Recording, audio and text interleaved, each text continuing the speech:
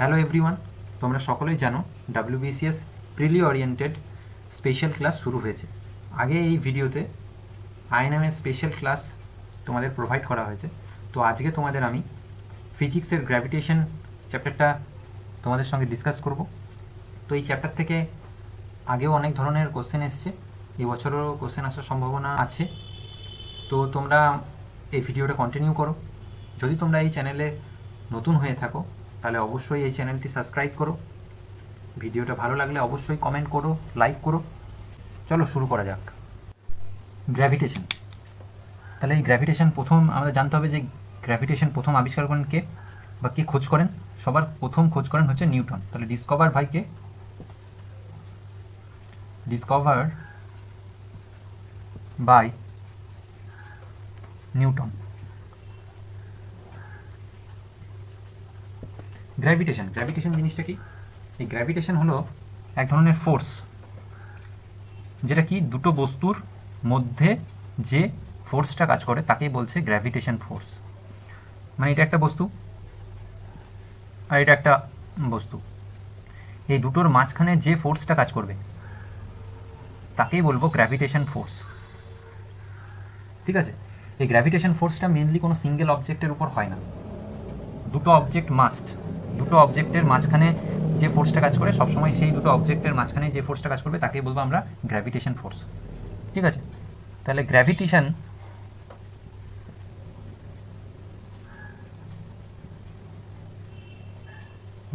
যদি আমরা ভাগি গ্র্যাভিটেশনকে কি পাবো? গ্র্যাভিটেশন, তাই তো? দেখো এখান থেকে আমরা একটা পাচ্ছি গ্র্যাভিটি, আর একটা পাচ্ছি অ্যাট্রাকশন।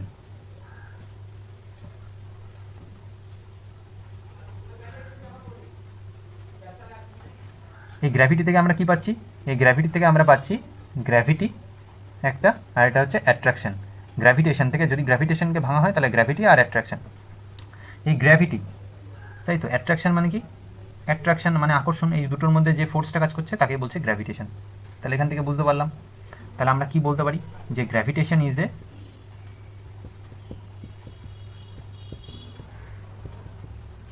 অ্যাট্রাকশন বা attractive force. Attractive force,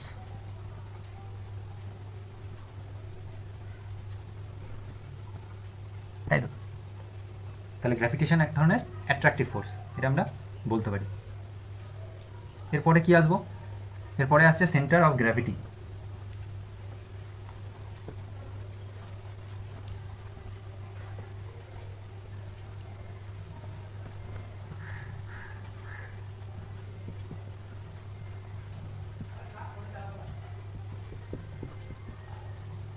centre of gravity কি?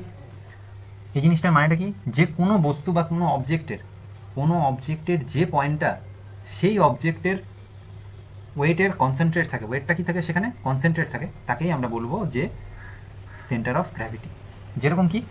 যেরকম হচ্ছে গিয়ে তোমার ধরো মানুষ মানে হিউম্যানের সেন্টার অফ গ্র্যাভিটি কোথায়? যেটা হচ্ছে নাভিতে হচ্ছে গিয়ে মানুষের সেন্টার অফ গ্র্যাভিটি। আর যদি একটা সার্কেল থাকে, সার্কেলের কোনটা হবে সেন্টার অফ গ্র্যাভিটি?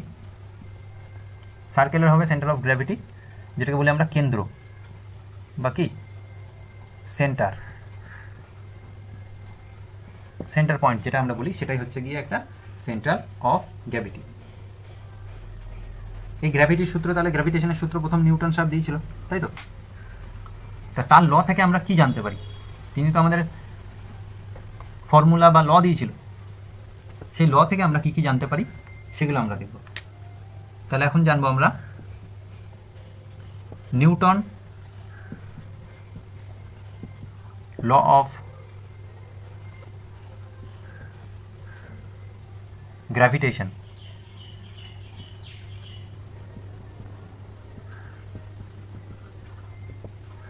কি জানবো?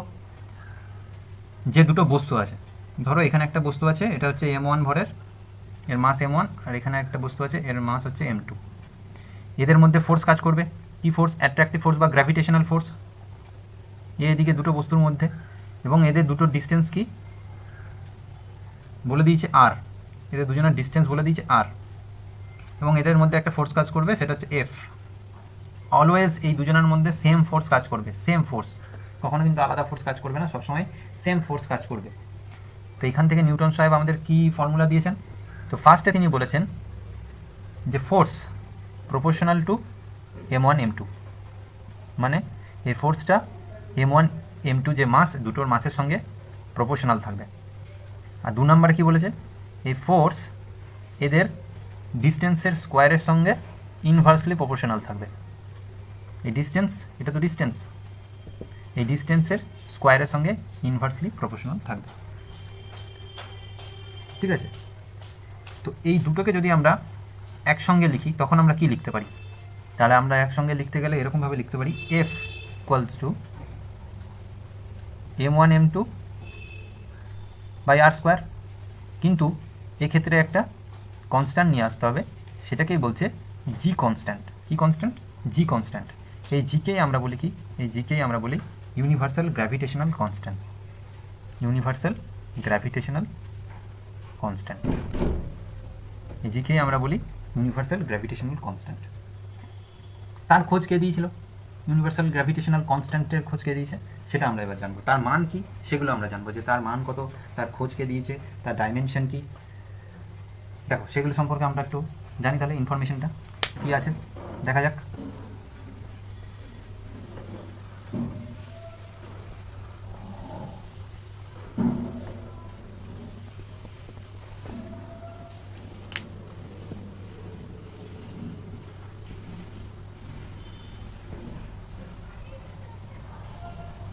ইউনিভার্সাল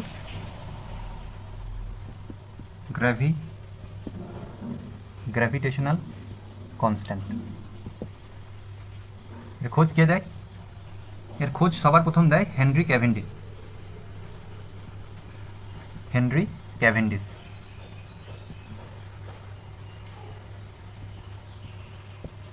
সবার প্রথম খোঁজ কে দেয়? Henry Cavendish.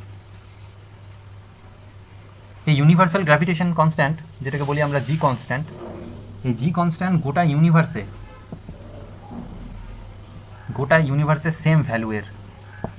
এই ইউনিভার্সাল গ্র্যাভিটেশন কনস্ট্যান্টের গোটা ইউনিভার্সে কি সেম ভ্যালু। এটা ডিনোট কী দিয়ে করা হয় আমরা সবাই জানি,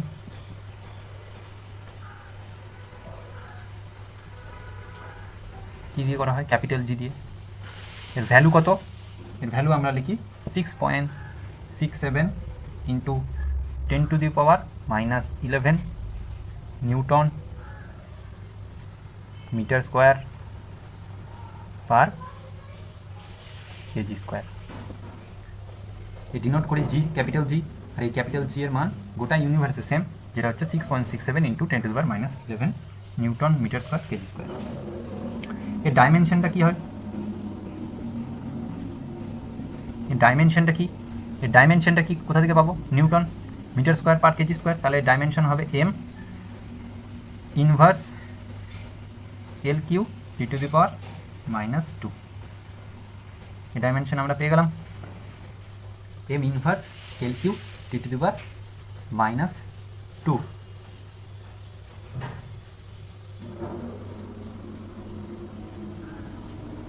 তাহলে আমাদের এই ইউনিভার্সাল গ্র্যাভিটেশনাল কনস্ট্যান্ট সম্পর্কে জানা হয়ে গেল। ঠিক আছে, চলো এরপরে দেখি আমরা কি আছে। এরপরে আমাদের কি জানতে হবে? এরপরে আমাদের জানতে হবে অ্যাক্সিলারেশন ডিউ টু গ্র্যাভিটি জিনিসটা কি। কি অ্যাক্সিলারেশন ডিউ টু গ্র্যাভিটি, এটা জানতে হবে আমাদের। What is acceleration due to gravity?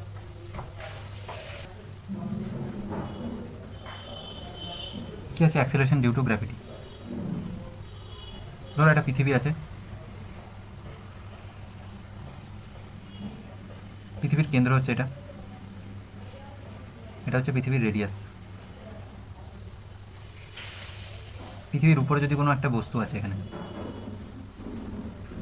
এর সেন্টার হচ্ছে এম, পৃথিবীর মাস হচ্ছে ক্যাপিটাল এম, আর এই বস্তুটার মাস হচ্ছে স্মল এম। ঠিক আছে, তাহলে এই বস্তুটা ওয়েট কত হবে? আমরা কি জানি? ওয়েট সমান mg, যেটা আমরা ফোর্স সমান জানি মাস ইন্টু জি, তাহলে ওয়েট সমান mg। এখান থেকে আমরা কি বলতে পারি যে পৃথিবীর রেডিয়াসটা কত? পৃথিবীর রেডিয়াস আমরা জানি 6400 কিলোমিটার, ঠিক আছে। তো এখান থেকে আমরা আগে যে গ্র্যাভিটেশনাল কনস্ট্যান্টের যে ফর্মুলাটা পেলাম সেখান থেকে আমরা কি বলতে পারি, F equals to G into m1 m2 by radius square.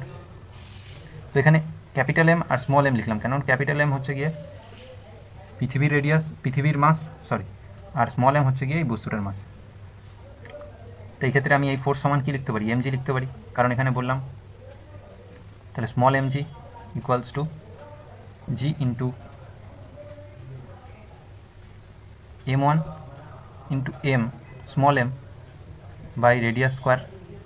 তাহলে এই এম কেটে গেল, তাহলে এখান থেকে জি এর মান কী পেয়ে গেলাম, g into m1 by radius square. এখানে এই m1 মানে কি, আর্থের মাস।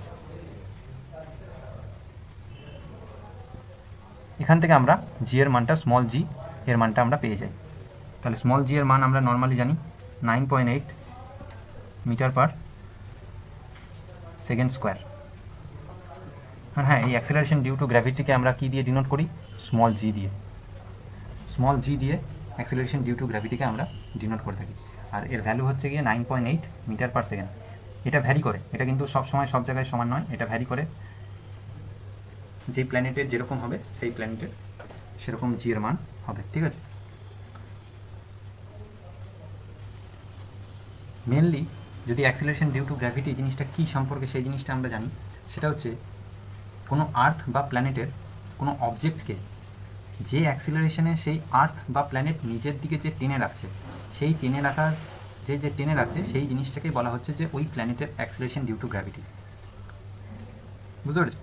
মানে কোনো প্ল্যানেট বা আর্থ, কোনো একটা গ্রহ, কোনো একটা বস্তু, যে কোনো বস্তুকে, এখানে হতে পারে এই বস্তুটাকে নিজের দিকে কী করছে, টেনে রাখছে, তাই তো? এই বস্তুটাকে নিজের দিকে টেনে রাখছে, সেই টেনে রাখার যে টেনে রাখছে সেই টানটাকেই বলা হচ্ছে ওই প্ল্যানেটের অ্যাক্সিলারেশন ডিউ টু গ্র্যাভিটি, ঠিক আছে।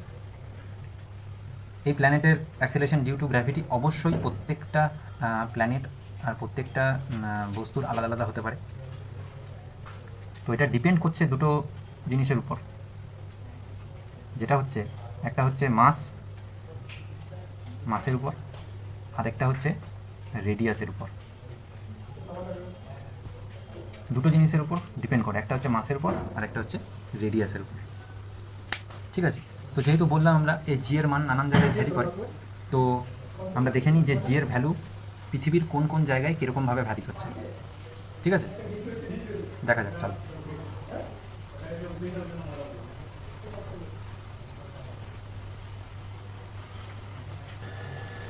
তো কী বলছে সবার প্রথম, সেটা হচ্ছে in earth surface change in value, changes in value of g. কোথায়? ফার্স্ট হচ্ছে ইন আর্থ সারফেস, পৃথিবীর সারফেসে কী হবে,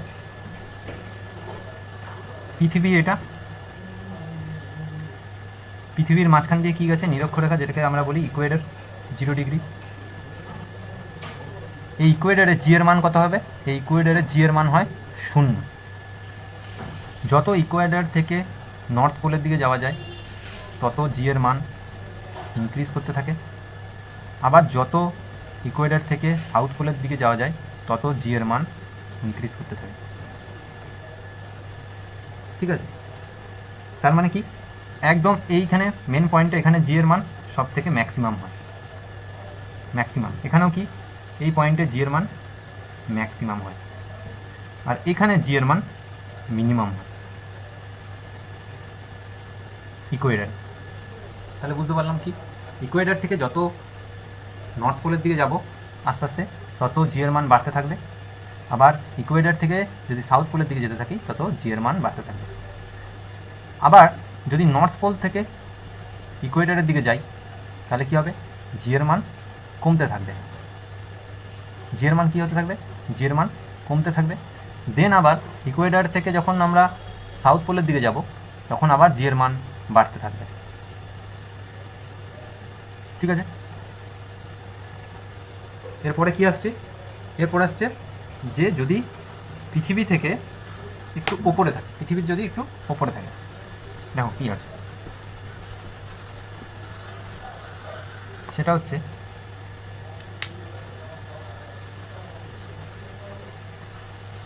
from the earth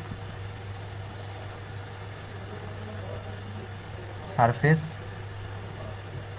from earth surface to the top,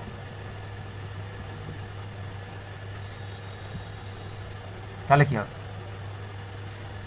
এক্ষেত্রে কীরকম, এটা হচ্ছে পৃথিবী, ধরে নেওয়া যাক এটা হচ্ছে পৃথিবী। তো পৃথিবীর উপরে বস্তুটা আছে এরকম জায়গায় কোনো একটা বস্তু আছে, এটা হচ্ছে পৃথিবীর কেন্দ্র। তো পৃথিবীর এটা রেডিয়াসটা কত হবে, আরই, কিন্তু বস্তুটা আছে কোথায়, এখানে। তো এটা কি হবে, এর এক্সট্রা, এটা কি হাইট, এটা কি আছে, হাইট আছে, এতটা হাইটে আছে, এটা হচ্ছে এম, তাই তো। তাহলে এক্ষেত্রে রেডিয়াস কত হয়ে যাবে, টোটাল রেডিয়াসটা কত হয়ে যাবে, আরই প্লাস এইচ হয়ে যাবে।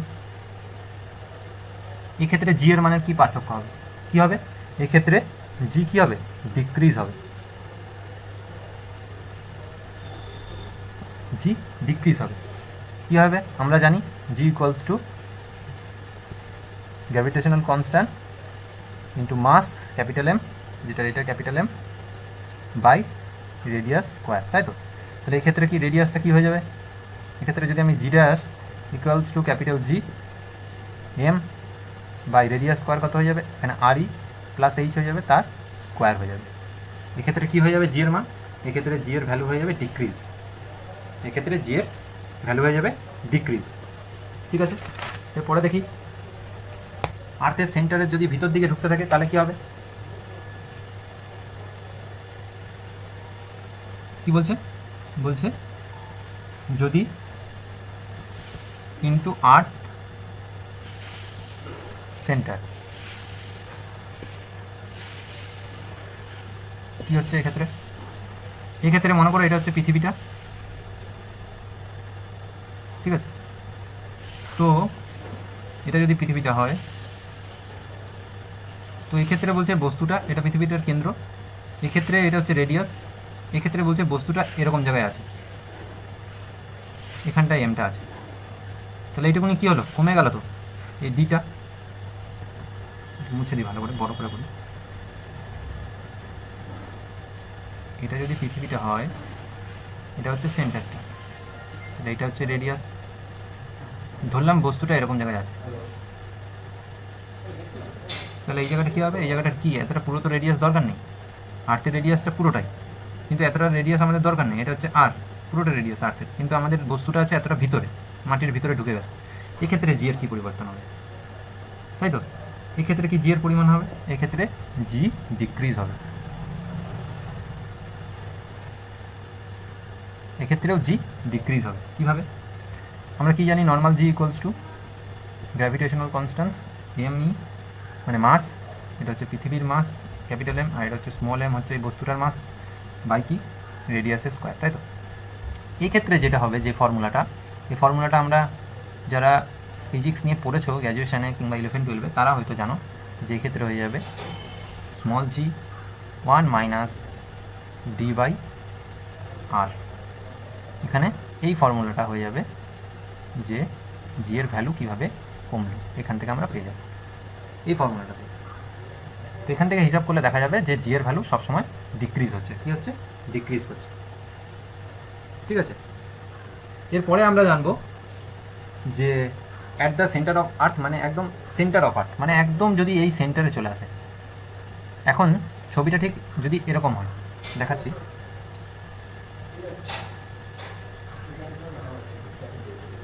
ছবিটা ঠিক এরকম হয়, এটা সেন্টার, ঠিক বস্তুটা আছে এইখানে, একদম পৃথিবীর মাঝখানে। এটা তো আর, তাহলে বস্তুটাও আছে একদম পৃথিবীর কেন্দ্রে। তাহলে কি চেঞ্জ হবে? আমরা কি জানি সূত্রটা? এই যে আগের সূত্রটা জানি, ভিতরে ঢুকেছে। তাহলে আগের সূত্রটা আমরা কি জানি? যে জি ড্যাশ এখান থেকেই আমরা কি বসিয়ে দেবো? দেখো এটা পুরো কি হচ্ছে, এই ডি ইকুয়ালস টু আর হয়ে যাচ্ছে, কারণ পুরো সেম সেম হয়ে যাচ্ছে। যতটা ডিপ হচ্ছে ততটাই হচ্ছে কি আর্থের রেডিয়াস। তাহলে আমি এই ডি এর জায়গায় আর এর মান বসাতে পারি, কারণ ডিটা আর এর ইকুয়াল হয়ে যাচ্ছে। তাহলে g dash equals to g 1 minus R by R, R কেটে গেল 1, তাহলে জি 1 মাইনাস 1 0, তাহলে জি ইন্টু 0 সমান সমান 0। তাহলে কি হয়ে গেল? একদম সেন্টারে কেন্দ্রে জি এর ভ্যালু 0 হয়ে গেল। তাহলে পৃথিবীর কেন্দ্রে জি এর ভ্যালু কত? পৃথিবীর কেন্দ্রে জি এর ভ্যালু হচ্ছে 0। এই ঘটনাটাকে আমরা কি বলতে পারি? এই ঘটনাটাকে আমরা বলতে পারি, ওইখানে যেহেতু জি হচ্ছে 0, তাই জন্য ওই জায়গায় যে কোনো বস্তুর মান, যে কোনো বস্তুর ওয়েট কী হয়ে যাবে? 0 হয়ে যাবে। তাই জন্য এটাকে বলা হয় weightlessness, WIGHT, weightlessness situation. Weightlessness situation, এই ঘটনাটাকে আমরা কি বলবো? Weightlessness situation. এই জায়গাতে পৃথিবীর কেন্দ্রে সমস্ত বস্তুর ভার যেটা ওয়েট, সেটা একদম শূন্য হয়ে যাবে। তাই জন্য এই ঘটনাটাকে আমরা বলবো ওয়েটলেসনেস। এই ঘটনাটা আর কোথায় দেখা যেতে পারে? এই ঘটনাটা আরও দেখা যায় হচ্ছে গিয়ে আমাদের স্পেসে গিয়ে যদি আমরা দেখি, সেই জায়গাগুলোতেও আমাদের কিন্তু ওয়েটলেসনেস, কারণ ওখানেও জি এর মান 0। ঠিক আছে, চলো এরপরে কিছু দেখা যাক। তো দেখি লাস্টে কি আছে। এটা আছে অ্যাট দ্য মুন। চাঁদে কী হবে জি এর মান? চাঁদে জি এর মান কী হয়? জি ড্যাশ ইকুয়ালস টু আর্থে যে জি এর মানটা হয়, আর্থে জি এর ভ্যালু বাই 6, মানে সবাইকে ভাগ হয়ে যায়। তাহলে এখানে আমরা কি জানি? আর্থে হচ্ছে গিয়ে 9.8 আর বাই 6 এটা হয়ে যায় 1.63 মিটার পার সেকেন্ড স্কোয়ার। ঠিক আছে, কারণ 6 গুণ হয়ে যায়। চাঁদে যার মাস হচ্ছে গিয়ে 10 কেজি, সেটা পৃথিবীতে এলে কী হয়ে যাবে? 60 কেজি হয়ে যাবে, কারণ 6 গুণ, তাই তো? সেক্ষেত্রে সেরকমই জি এর মানটাও কী হয়ে যাবে? 6 ভাগ হয়ে যাবে চাঁদে। তাই জন্য 9.8কে 6 দিয়ে ডিভাইড করলে 1.63 মিটার পার সেকেন্ড স্কোয়ার। ঠিক আছে, তাহলে আজকে এখানেই শেষ করছি। আবার দেখা হবে নেক্সট কোনো ভিডিওটায়। Tata, thank you.